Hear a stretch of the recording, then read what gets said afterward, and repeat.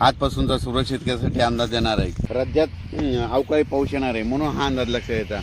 पण राज्यामध्ये सांगायचं झालं तर 7 डिसेंबरपर्यंत राज्यात अवकाळी पावसाची शक्यता आहे म्हणून हा अंदाज लक्षात येतात। पण राज्यातल्या सर्व शेतकऱ्याला सांगू इच्छितो की हा पाऊस समजा सांगायचं झालं तर हिंगोली जिल्हा, यवतमाळ जिल्हा, नागपूर जिल्हा, तसेच नांदेड जिल्हा, परभणी जिल्हा, वाशिम जिल्हा, तसेच बुलढाणा जिल्हा, त्याच्यानंतर जालना जिल्हा, बीड जिल्हा, लातूर, धाराशिव, सातारा, सांगली, सोलापूर, नगर जिल्हा, त्याच्यानंतर इकडल्या बघितलं तर निफाड, मालेगाव, नाशिक, जळगाव या भागामध्ये ह्यामध्ये भाग बदलत तुरळक ठिकाणी पाऊस पडणार आहे म्हणून हा अंदाज लक्षात येतात।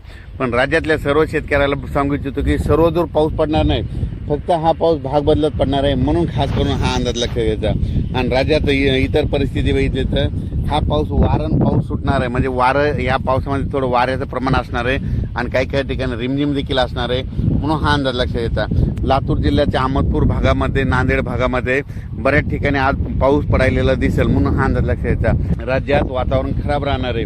ज्यांचा कांदा काढणी चालू असेल त्यांनी काय करा, 7 तारखेपर्यंत थोडी थांबवावी आणि बऱ्याच शेतकऱ्याची मका अशी काढून टाकलेली आहे तर त्यांनी काय करा, झाकण्याची तयारी ठेवावी म्हणून हा अंदाज लक्षात येतात। त्याच्यानंतर 8 डिसेंबरपासून परत राज्यात थंडीला सुरुवात होणार आहे म्हणून हा अंदाज लक्षात येतात की उद्यापासून मात्र बऱ्याच ठिकाणी म्हणजे सांगायचं झालं तर हा पाऊस सांगायचं होतं पश्चिम महाराष्ट्रात, सातारा, सांगली, सोलापूर तिकडं, त्याच्यानंतर बीड, लातूर, धाराशिव, सोलापूर जिल्हा, त्याच्यानंतर नांदेड जिल्हा, परभणी जिल्ह्यात ह्या भागामध्ये थोडं प्रमाण जास्त राहणार आहे। आणि त्याच्यानंतर इकडं विदर्भात सांगायचं झालं तर घाटाच्या खाली जळगाव, जामोद, जळगाव तिकडल्या भागाकडे थोडा एक जास्त पडणार आहे म्हणून हा अंदाज लक्षात येतात। त्याच्यानंतर बुरहानपूर, त्याच्यानंतर निफाड, मालेगाव, मनमाड त्या भागामध्ये एक असणार आहे, शिर्डी भागात देखील थोडा पडणार आहे म्हणून हा अंदाज लक्षात येतात। पण राज्यात मात्र 2 ते 7 डिसेंबर दरम्यान वातावरण खराब राहणार आहे म्हणून हा अंदाज लक्षात येतात।